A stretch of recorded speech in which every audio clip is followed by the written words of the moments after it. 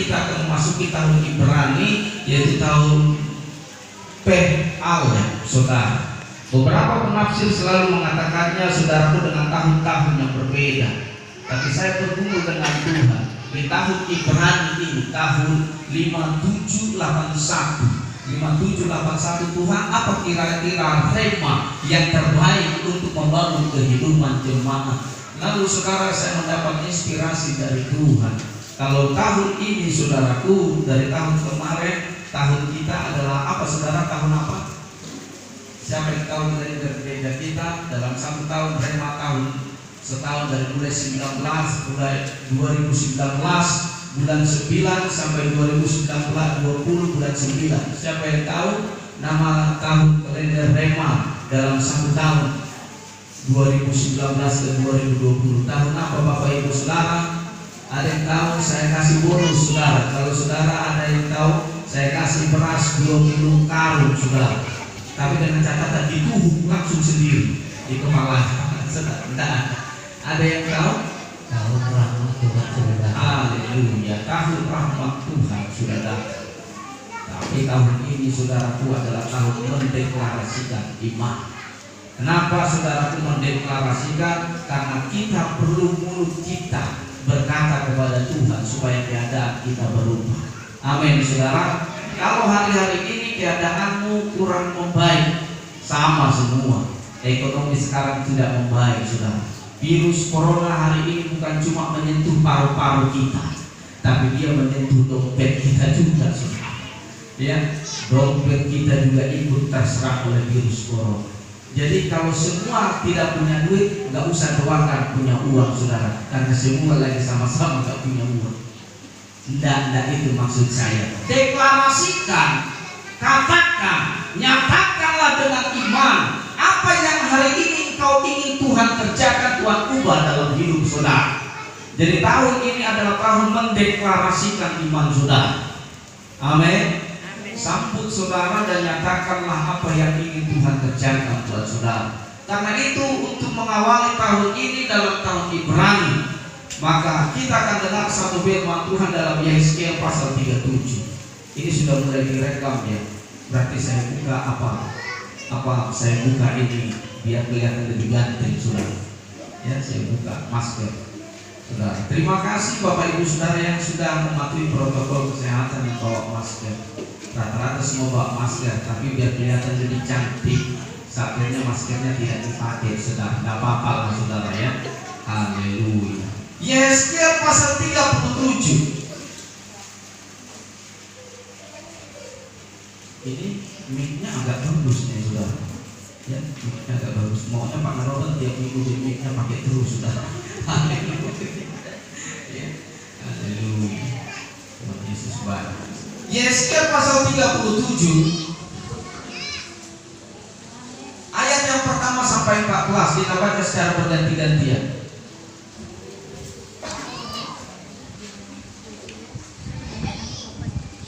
Yesaya pasal 37. Yang sudah dapat katakan amin. Haleluya. Pasal 37 ayat yang pertama sampai dengan ayat yang 14. Ayat yang ke-7 saja. Ayat yang ke-7 saja kita mulai sampai dengan ayat 14. Berarti 7 ayat. Bapak Ibu Saudara, jangan panjang-panjang. Banyak. Ini virus corona, saudara. Ya. Haleluya. Saya baca ayat yang ke-7, Bapak Ibu Saudara baca ayat ke-8, bergantian seterusnya sampai dengan ayatnya yang ke-14. Lalu aku bernubuat seperti diperintahkan kepadaku, dan segera sesudah aku bernubuat, kedengaranlah suara, sungguh suatu suara berderak-derak, dan tulang-tulang itu bertemu satu sama lain. Sedang aku mengamati-amatinya, dan lihat urat-urat pada daging tubuh badannya, dan kulitnya telah mereka meluluh lantak. Maka firman-Nya kepadaku, bernubuatlah kepada napas hidup itu. Bernubuatlah, hai anak manusia, dan katakanlah kepada napas hidup itu. Beginilah firman Tuhan Allah, hai napas hidup, datanglah dari keempat penjuru angin, dan berembuslah ke dalam orang-orang yang terbunuh ini, supaya mereka hidup kembali. Ya,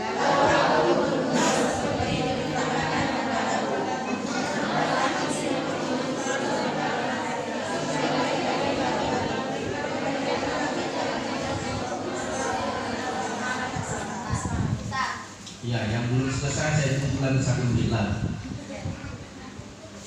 Firman-Nya kepadaku, hai anak manusia, tulang-tulang ini adalah seluruh kaum Israel. Sungguh mereka sendiri mengatakan, tulang-tulang kami sudah menjadi kering dan pengharapan kami sudah lenyap. Kami sudah hilang. Ayat 12. Oleh sebab itu, berbuat dan katakan kepada mereka, beginilah firman Tuhan Allah, sungguh aku mengubah keburuk-keburukanmu dan mengatakan kepadamu, hai Tuhanku, dan dalamnya aku akan membawamu ke tanah Israel. Dan kamu akan mengetahui bahwa akulah Tuhan, pada saat aku membuka kubur-kuburmu dan membangkitkan kamu, hai umatku, dari dalamnya. Aku akan memberikan rohku kepada kamu, sehingga kamu hidup kembali dan aku akan membiarkan kamu tinggal di tanah bumi. Dan kamu akan mengetahui bahwa aku, Tuhan yang mengatakan dan membuatnya, demikian aku. Bapak Ibu Saudara, hari ini tema firman Tuhan adalah Tuhan tahu mengubah keadaan. Sekali lagi, tema firman Tuhan ini adalah Tuhan tahu bagaimana Dia bisa mengubah keadaan. Kalau kita lihat ayat ini Bapak Ibu Saudara, Yeskiel dia mendapat satu mimpi, dia mendapat satu penglihatan. Apa penglihatannya?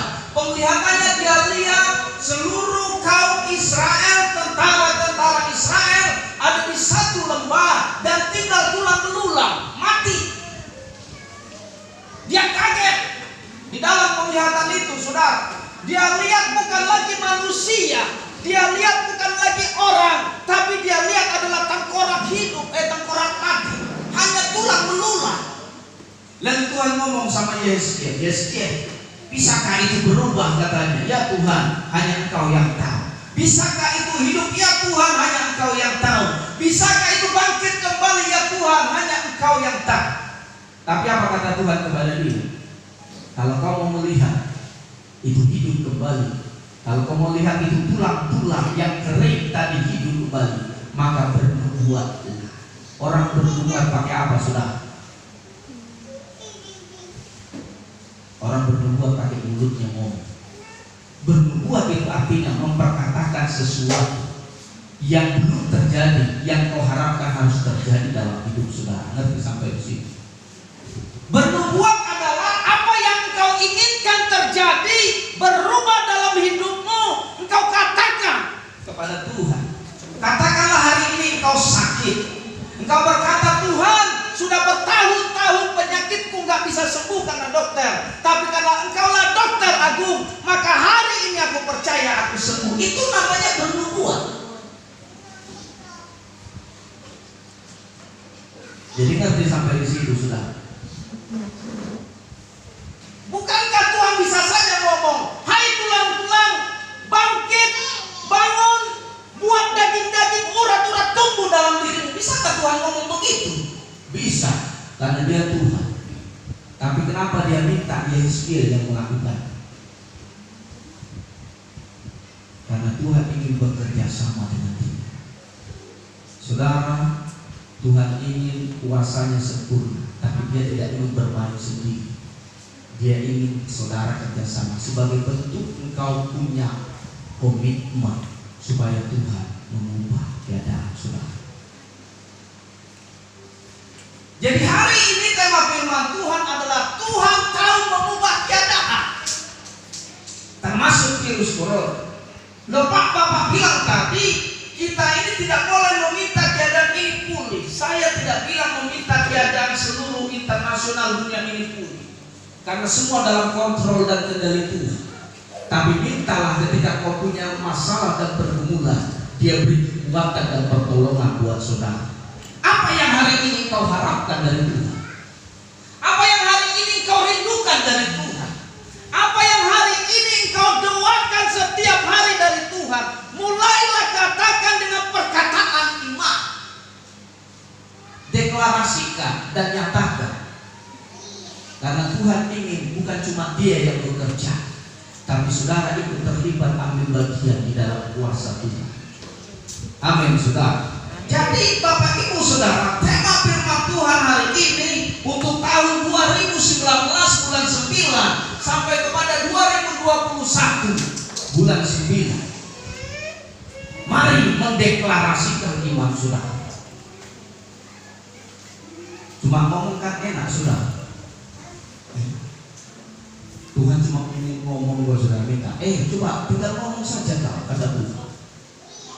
Tapi banyak orang Kristen waktu dia menyebutkan, makanya saya bilang kemarin, saudara dulu waktu 2018 kalau tidak salah itu khotbah saya tentang Matius 7 ayat yang ke-7.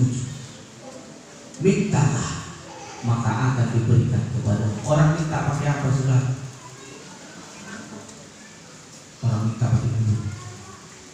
Tapi kalau orang minta pakai begini, maaf, itu berarti dia bisu. Betul. Berarti orang minta harus pakai duit. Waktu dia minta sesuatu kepada Tuhan, dia lihat kenyataannya belum seperti yang dia harapkan. Kadang-kala disitulah doa kita, iman kita. Makanya Tuhan minta apa? Ketika engkau menyatakan sesuatu, maka engkau membutuhkan iman. Supaya ketika kau lihat kenyataan hidup, engkau tetap bersemangat memohon kepada Tuhan. Nah, tidak panjang-panjang Bapak Ibu Saudara, untuk kita bisa melihat Tuhan mengubah keadaan kita, apa yang harus dilakukan dalam ayatnya yang ke-7 Saudara. Di situ dikatakan apa ayat yang ke-7? Lalu aku bernubuat seperti diperintahkan kepadaku, dan segera sesudah aku bernubuat kedengaranlah. Lihat saudara, ayat yang pertama berkata begini, lalu kekuasaan Tuhan meliputi aku, dan ia membawa aku keluar dengan perantaran rohnya, dan menempatkan aku di tengah-tengah lembah, dan lembah itu penuh dengan tulang-tulang. Ia membawa aku melihat tulang-tulang itu dan berkeliling-keliling, dan sungguh amat banyak bertaburan di lembah itu. Lihat, tulang-tulang itu amat kering. Lalu ia berfirman kepadaku, hai anak manusia, dapatkah tulang-tulang ini hidup kembali? Aku menjawab, ya Tuhan Allah, engkaulah yang mengetahuinya. Ayat yang keempat, lalu firman-Nya kepadaku, bernubuatlah mengenai tulang-tulang itu. Jadi garis bawahi mulai dari ayat yang keempat sampai dengan ayat yang ke-7. Waktu dia melihat tulang-tulang itu, dia bukan cuma sekedar diam, tapi Tuhan minta apa? Kalau kamu melihat tulang-tulang itu bisa hidup kembali, maka katakanlah sesuatu. Bernubuat artinya apa? Kau sedang mengatakan sesuatu yang belum terjadi supaya terjadi dalam hidup saudara. Amin. Tapi banyak orang bernubuat pakai nomor arisan Singapura. Hari ini dia lagi bernubuat, nomornya 1001 dengan harapan keluar. Meleset, yang keluar bukan 1001, tapi yang keluar adalah 1002. Besok lagi bernubuat lagi dia pakai nomor. Dia lihat ada lewat ular kobra, langsung dia bernubuat, ular. Kayaknya 32 ini ular katanya saudara.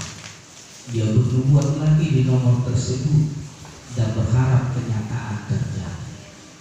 Kira-kira betul nggak saudara bernubuat seperti itu? Itu bukan bernubuat, itu rekaan dan tebakan.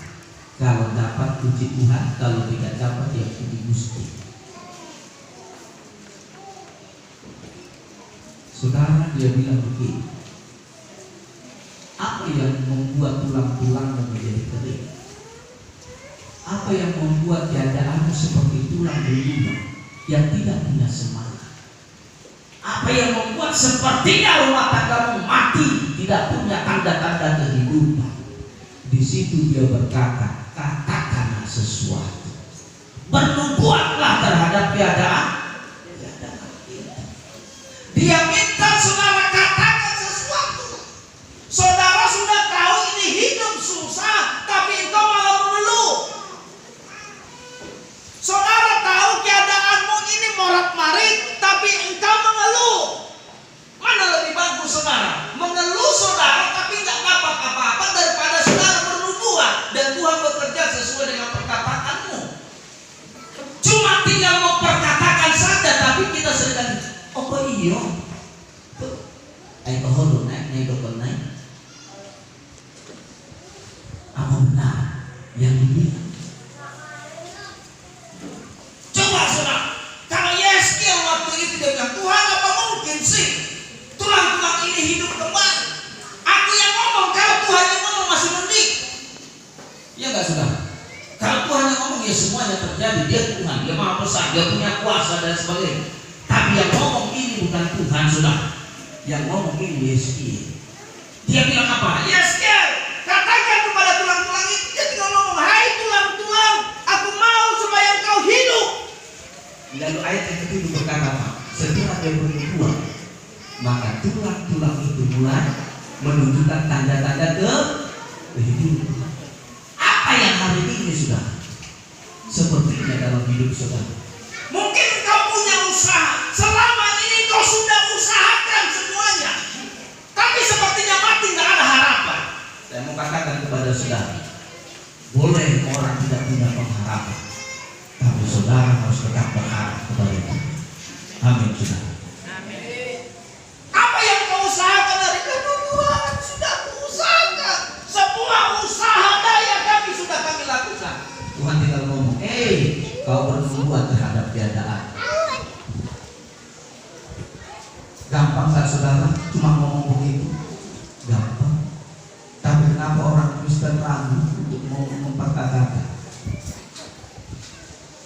Mudahkah saudara engkau berkata dalam nama Yesus, aku sehat Tuhan? Saya katakan kemarin saudara, waktu tanggal 6 yang lalu tadi kabarkan bahwa Gunung Sahilan dan Kuburia sudah masuk dalam zona kuning. Beberapa orang sudah kena virus corona. Saya langsung telepon setiap koordinator untuk menyampaikan agar mengurangi aktivitas Kuburia. Terkait dengan keadaan ini, mari sama-sama kita berbuat buat keadaan ini saudara. Katakan sesuatu terhadap virus corona.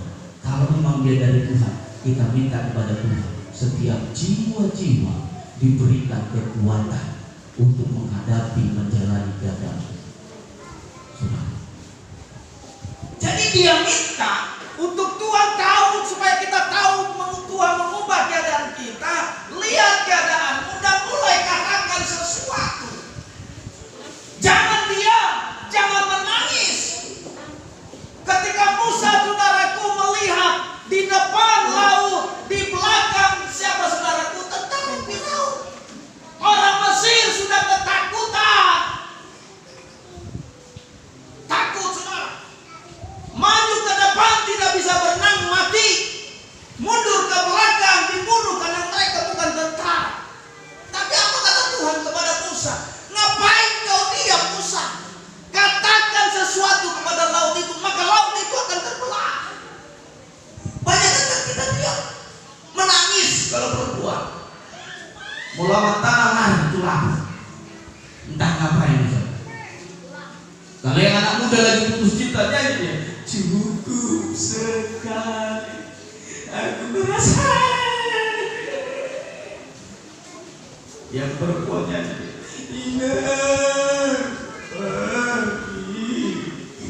daripada saudara menangis mikirin masalah, lebih bagus kau menangis karena hati ragu. Dia cuma minta katakan kepada keadaanmu. Kenapa kita ragu? Dia cuma minta bernubuat. Mungkin kau tidak tahu, saudaraku, bagaimana keadaanmu bisa berubah. Biarkan saja kau tidak tahu, tapi dia tahu caranya bagaimana dia mengubah keadaan kita. Itu Tuhan. Lalu kenapa saudara ragu dengan Tuhan? Sampai hari ini saya masih tetap percaya. Sudah 3 tahun saya berdoa kepada Tuhan. 700 jiwa Tuhan. Biar dalam doa saya selalu katakan, dalam nama Tuhan Yesus Kristus, setiap orang-orang yang belum tergembala di gereja manapun Tuhan antar ke GBI Sion. Secara roh saya bilang, aku mengutus engkau datang ke GBI Sion. Itu selalu doa saya. Karena saya selalu berbuat demikian. Mungkin pelayan-pelayan bilang, ini Pak, ada gereja kita masukkan, gang lagi, habis mentak. Mana mungkin ada orang yang tahu gereja kita. Mungkin pelayan berkata, ini pendeta kita terlalu menghayalnya terlalu besar. Betul nggak saudara? Tapi selalu setiap saya berdoa, saya berkata gini. Makanya 2 hari seminggu yang lalu saya pernah ngomongkan kepada saudara, saya bilang saya punya mimpi di tempat ini sampai ke gereja jaringan kita sudah 4G. Saya bilang begitu. Apa maksudnya? Itu artinya akses Tuhan bekerja untuk gereja ini supaya semakin menjadi lebih lancar. Kan lancar sudah. Lalu kemudian seminggu yang lalu, 2 minggu yang lalu saudara, saya bermimpi jalan dari depan sana sampai ke gereja semua seperti jalan tol. Saya berkata kepada Tuhan, Tuhan sudah waktunya akses kerajaan dibangun lewat GBI Sion. Orang berkata, mungkin pelayan-pelayan di sini, berapa orang yang masih sependapat dengan saya? 700 jiwa, gila kan sudah? Gila. Dari mana keluar ini 700? Sudah, tapi saya berkata begini, cuma ngomong. Urusan selebihnya adalah urusan siapa? Soal Yesus. Luangan. Itu urusan ini. Kita cuma ngomong, sudah. Saya kata sesuatu dan saya bersyukur ada jiwa-jiwa yang Tuhan kirim ke tempat ini. Dan kalau saudara ada di tempat ini, karena roh sedang ditarik oleh Tuhan sesuai dengan doa saya. Bukan berarti saudara dipaksa untuk ke gereja, tidak saudara. Supaya saudara terbangun, dibentuk di dalam pelayanan di tempat ini. Amin. Jadi saya mengucapkan selamat datang buat Bapak Ibu Saudara dan GBI Sion. Ini kerajaan surga melalui gereja ini, maka kita adalah partner dalam kerajaan surga. Ini yang pertama saudara, katakanlah sesuatu. Mungkin kau berkata, Pak, usaha saya itu kayaknya sepi-sepi amat. Katakan dengan usaha dalam nama Yesus, hari ini mungkin sepi, tapi aku mau setiap orang-orang datang ke tempat usaha. Gampang kan saudara? Gampang. Lebihnya biar Tuhan yang bekerja buat saudara. Engkau mungkin berkata, Tuhan, aku sudah umur kepala 3 berapa nggak tahu lah. Pokoknya 35,5 kurang sedikit Tuhan. Karena belum ada Tuhan yang apa namanya? Nama dokter mata nabi dan Tuhan. Mana dokter mata tahu saudara main mata. Begitu maksudnya. Nama dokter premasana dengan Tuhan. Wah, langsung Tuhan ngomong, percantik dirimu, percantik dirimu. Tuhan kan mau jadi, jangan cuma sekedar berdoa saudara. Berdoa Tuhan supaya suamiku betah tinggal di rumah Tuhan. Tapi setiap bulan suami dari tempat kerja, gigi pun tidak pernah disikat, sudah sembuh. Rambut pun sudah kusut kayak orang Naruto. Baju asal-asal. Sendal sebelah kiri ukuran 27, sebelah kanan ukuran 32. Berdoa terus dalam nama Yesus. Bukankah pendeta berkata, aku harus berbuat supaya rumah tanggaku langgeng, damai dan sejahtera. Tapi Tuhan bilang, perbaiki juga dirimu, berhias percantik dirimu. Yang laki-laki Tuhan, supaya istriku semakin kesengsem sama. Tapi rambutmu seperti padang rumput yang bergelombang, tidak menentu arah. Kepanjangan maksudnya rambutmu saudara. seperti itu. Jadi bernubuatlah saudara. Gampang mengatakan urusan selebihnya adalah Tuhan. Apa yang hari ini engkau ingin Tuhan kerjakan dalam hidupmu, katakan sesuatu. Mau dibilang orang gila, sama seperti saudara belajar bahasa Inggris. Orang belajar bahasa Inggris selalu ngomong, Father, Mother, Mom, I love you, I love you, I love you. Orang bilang, gila ini orang ngomong sendiri kan? Betul? Dan begitu orang datang ke sini, hey, you are welcome. Yes, I'm fine. No, yes, kata. Karena dia sudah hafal bahasa Inggris. Orang melihatnya selama ini, nah gila dong, katai salah. Iya. Tapi orang tak tahu, dia sedang membangun hidup. Begitulah saudara, ketika kau berubah terhadap keadaan, engkau sedang membangun keadaan yang sebenarnya. Amin saudara. Yang kedua, singkat sajalah saudara ya. Yang kedua, ayat yang ke-14.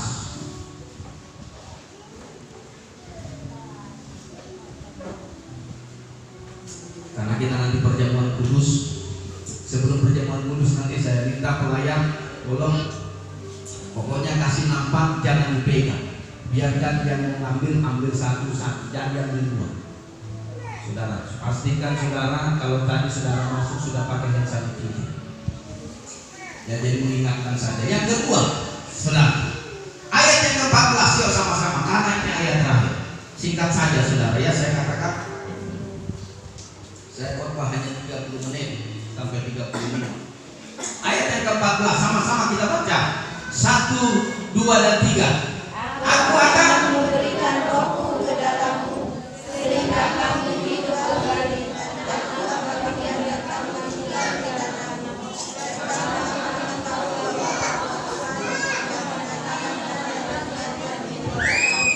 Iya, puji Tuhan. Yang kedua, mengertilah bahwa roh Tuhanlah yang bekerja mengubah keadaan itu. Saudara, 2 minggu yang lalu kita dihebohkan oleh pendeta sensasional di YouTube. Dia bilang begini, tidak ada Roh Kudus, yang ada adalah Allah Bapa dan Allah Anak Tritunggal. Tidak ada, yang ada adalah Tritunggal. Roh Kudus sama dengan Yesus, Yesus sama dengan Roh Kudus. Katanya saudara. Saya bilang ini banyak memang pendeta sekarang saudara. Pendeta sekarang, pendeta kejadian dan pendeta keimanan. Tahu saudara pendeta kejadian? Pendeta asal jadi dan pendeta asal keluar. Gelarnya saudara doktor, tapi nggak tahu dokter dari mana. Lebih bagus kayak saya S3 saudara saya. S3, SD, SMP, SMA cukup saudara. Saya daripada saudara pakai dokter dari Universitas Harvard. Tapi engkau buta terhadap Alkitab. Lebih bagus kita. Amin saudara. Cuma tamatan S3, SD, SMP, SMA atau S4 susah senang sama saja saudara. Cukup tidak apa-apa. Yang penting saudara ngerti Alkitab. Lihat yang kedua saudaraku, apa? Rohnya akan menghidupkan. Rohnya lah yang akan mengubah keadaanmu. Ini perintah Tuhan saudara. Roh siapa? Roh Kudus. Jadi jangan dibilang saudaraku, Roh Kudus sama dengan Roh Yesus sama dengan Roh Kudus. Ingat saudaraku, kenapa murid-murid, kenapa gereja mula-mula berkata Roh Kudus, Roh Yesus? Karena waktu itu Yesus sudah terangkat ke surga, dan ketika mereka ingin rindu datang kepada Tuhan, dia berkata, ya Roh Kudus, ya Roh Yesus. Jadi bukan berarti dia Tritunggal, dia tetap Tritunggal. 3 pribadi dalam satu keesaan Allah. Minggu depan saya akan bicara tentang itu saudara, tentang Tritunggal, supaya saudara paham betul kenapa Pak kita punya Allah. Dibilang 3 pribadi satu Tuhan, satu Allah. Allah Bapa, Anak dan Roh Kudus. Dari gereja mula pengakuan iman rasuli. Pertama waktu saya belajar di Tiapa, saudaraku belajar di sekolah teologi, 5 pengakuan iman rasul itu harus hafal dulu. Dan salah satunya apa? Mempercayai Allah Tritunggal, Allah Bapa, Anak dan Roh Kudus. Kenapa saya satukan ke sini sudah. Karena ayat 14 berkata demikian. Ayat 14 perhatikan. Aku akan memberikan rohku, apa katanya, ke dalammu, sehingga apa? Kamu hidup kembali. Aku akan memberikan rohku supaya hidupmu berubah, keadaanmu berubah, keuanganmu berubah, kesehatanmu berubah, jodohmu yang terbaik Tuhan berikan. Itu pekerjaan siapa? Pekerjaan roh. Karena itu dia bilang apa? Mengertilah. Setelah saudara bernubuat mengatakan sesuatu kepada keadaanmu, mengertilah, yakinlah, percayalah dan berimanlah bahwa ada Roh Kudus yang sedang akan mengubah keadaan itu. Bukan tulangmu yang mengubah, bukan arisan Singapura yang bikin engkau kaya. Nah, dan bukan dokter yang kasih kau makan, bukan dokter yang sembuhkan kau, tapi siapa saudara? Roh Kudus itu kata. Maka terimalah dia. Katakan dalam hati, Roh Kudus masuklah dalam diri. Lihat keadaanku Tuhan. Secara manusiawi keadaanku tidak lagi berpengharapan, tapi karena Engkau yang Roh Kudus yang bekerja, maka keadaanku akan berubah. Engkau bisa bilang kepada masa depan hidup, aku hanya mungkin tamatan biasa Tuhan, kerja pas-pasan, tapi karena Roh Kudus yang ada dalam, maka masa depanku akan kau ubah seturut dengan lukisan tangan Tuhan dalam hidup. Enak kan saudara? Mengertilah bahwa dialah yang mengubah, bukan siapapun. Pekerjaanmu itu adalah sarana Tuhan memberkati. Hidupmu itu adalah sarana Tuhan memberkati. Tapi dialah yang akan mengubah. Pahami dia, cara kerjanya, dan yakinlah dia dengan sepenuh hati. Maka dia akan mulai bekerja dalam hidup kita. Bernubuat, katakan sesuatu, dan percayalah agar rohnya yang akan bekerja di kita. Amin saudara. Sama-sama kita bangkit berdiri.